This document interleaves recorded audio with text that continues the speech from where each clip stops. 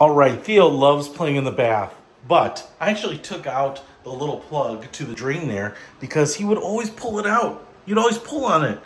And I thought, well, that's a good thing to stop getting him to play with it, just get rid of it. But now the bath won't hold any water, so I picked up this.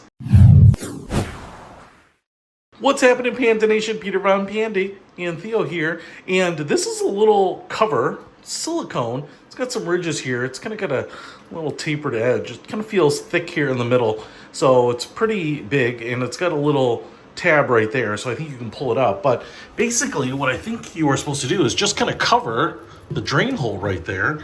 And the water pressure will actually just kind of hold it in place. And then you don't need that little plug. And especially the little drain plug sometimes on mine, it was old and it really wouldn't hold water that well. It would still leak kind of slowly. But like I said, I took it out, and when you do take it out and you put it somewhere, it's easy to forget where it is. So let's see if this holds water and I can fill up the tub with a little water here and have him play in it.